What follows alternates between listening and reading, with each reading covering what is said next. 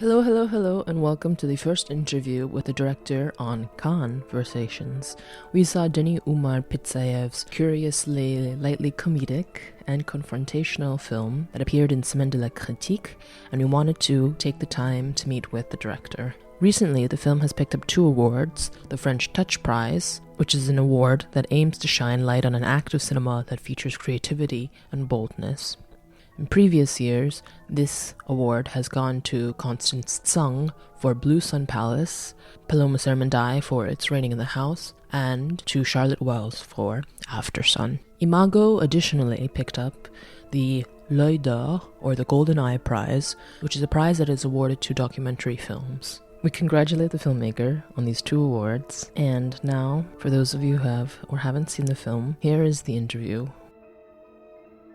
Hello. Hi. I'm here with Déni Oumar Pitsaev, and we got to see your film, Imago, last week at the Uni France, and it's kind of funny, today is a terrible, terrible rainy day at Cannes. Terrible, yes, it's true, terrible weather here in Cannes.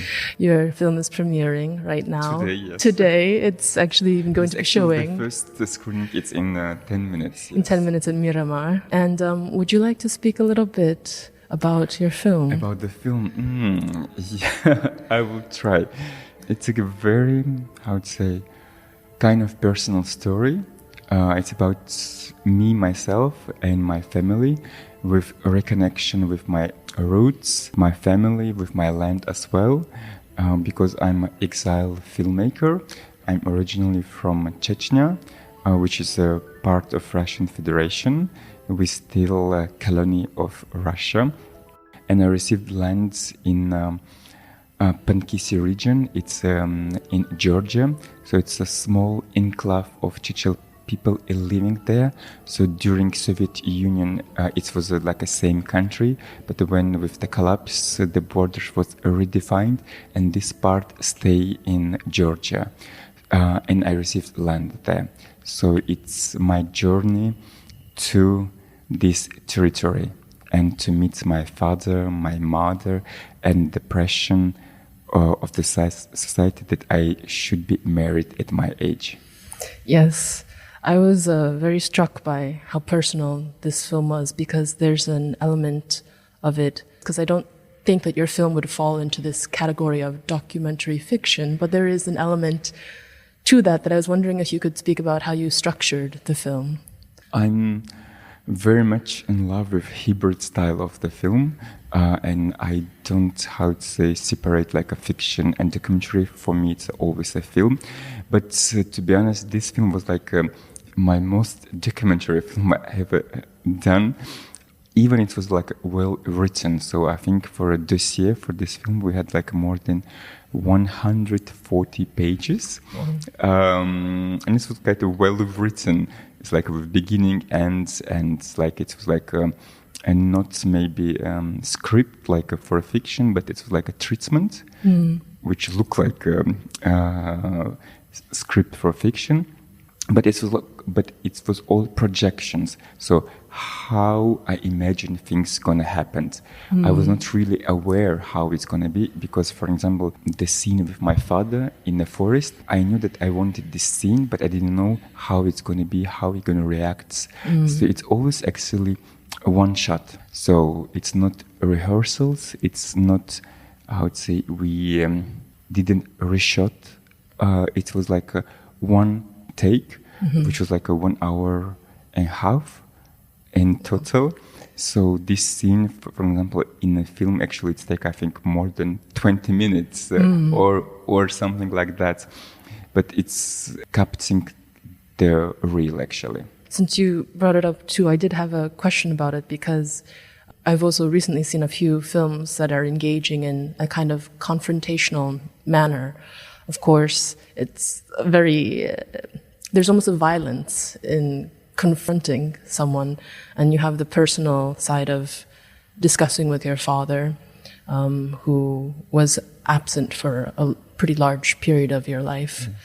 And I found that there's also this tension with just your presence in Pankisi to begin with. And I was wondering if you could also discuss how you sort of navigated this idea of conflict, yet some form of comfort as well. I don't like big confrontation, to be honest.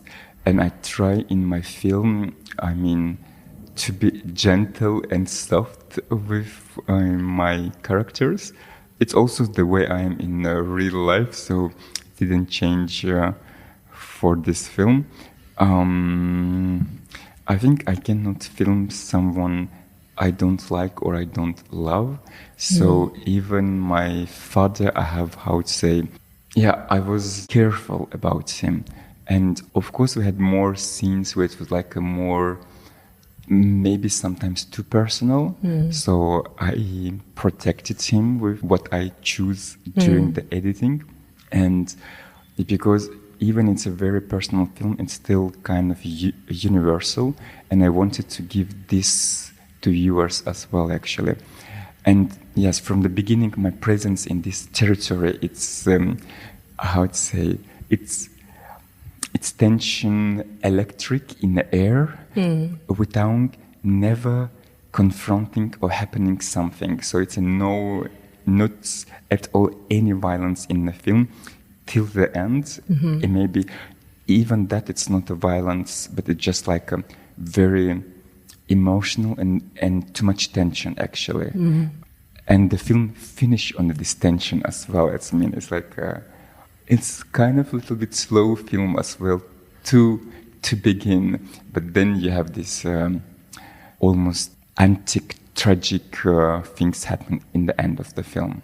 Speaking of structure, I'm not sure if this would actually change a bit of the magic in your film, because there's a very large decision about the land that you are given that's sort of looming over you. And as a viewer sat in the film, it never occurred to me that, I don't want to ruin anything, but that this decision, and it's taken so simply. It seems like the biggest thing in the world, but it also is reduced to the simplest.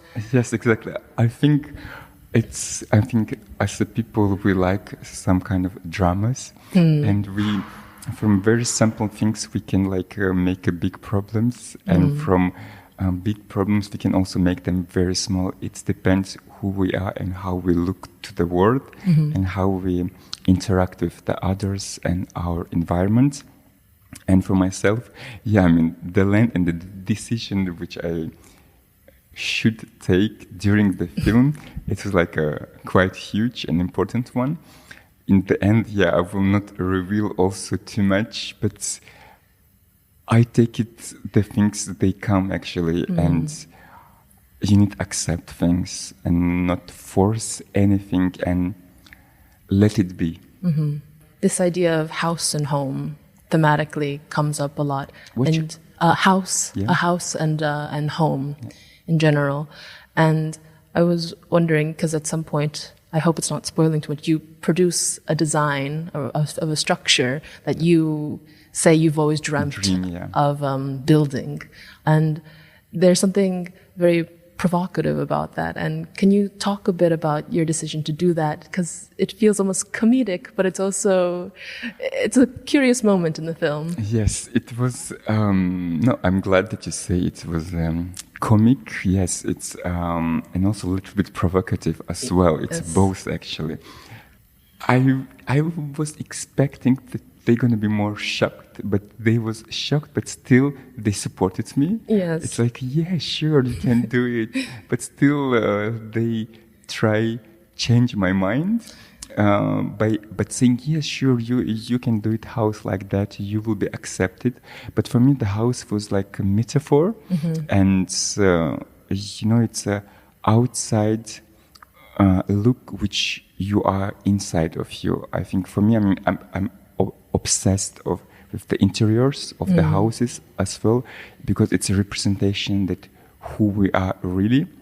And I used this house, which is like a very fragile house with woods and glass, very futuristic and like a little bit childish as well, and not very practical maybe or common to live or to build like a house, like a real household. But it was my dream, actually, like a childhood dream.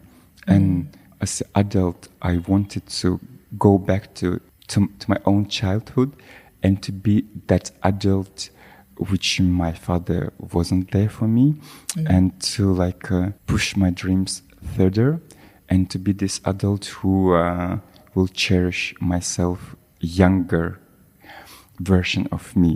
So it's like a house for 8 years old Déni, which is inside of me. So yeah, it was provocative but funny as well, and to see how the reaction of the people would be there. Did you, by any chance, design the house? No, or? I wish. No, I had idea of the house. It was like a alien house or like a Baba Yaga house, like a very folkloric. And I found Norwegian architect who do that kind of houses. Actually, I saw the project and I fell in love. And I said, yeah, it was actually exactly what I was dreaming about. And this architect designed this without knowing me, that it was for me, actually. So I said, okay, that's for me, actually. Let's use this. So it still exists. And no, it's not my design. Has the process of making this film changed your idea of an ideal home or house? Yes, actually, yes. During the shooting, I was like, it was not the easiest moment of my life, emotional-wise. And I was, questioning of myself, like what's the family, what is represent as well. And how it's also something we give as a heritage to someone, to our children or stuff like this. So it was the question of, will I have a child, or will I have like a traditional family, stuff like that. And it was also like I had 3 houses like in my childhood. All of them was destroyed. So I have this fear that if I build the house, it might be also be destroyed.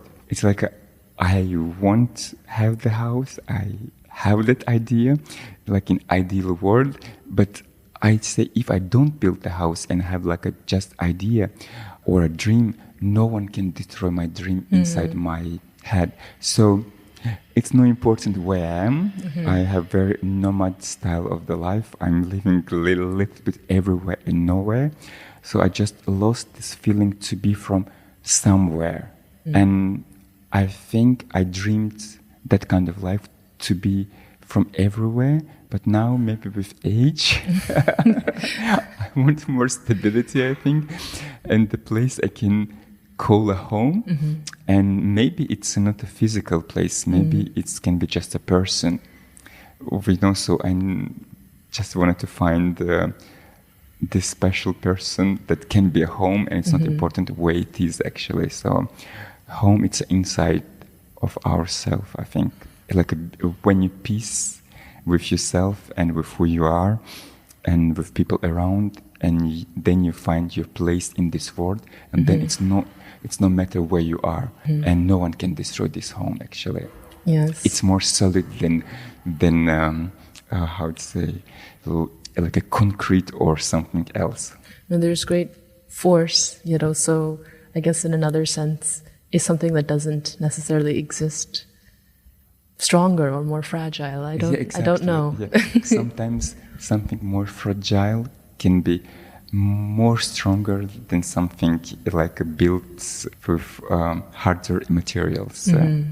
There's a sense too in the film that once it's done, it feels like a chapter has closed, at least as a viewer. And what is the next chapter for you? You mean returning to this region, or if I give the answer, then the end will be That's obvious. True. So then we can suspend that. Then I will not tell the end because it revealed too much. You're working also on your first feature film. Yes. And in my next film, it's this time not personal at all. So it's a fiction. It's fiction with the hybridity. So it's with a lot of touch of reality. So it's going to be, I can say the name of, it's still the working title. It's a Mas Palomas. And it's going to be shot on a Gran Canaria island in Spain. And it's going to be like a bubble film, like a very pop, and entirely shot during the night. Wow.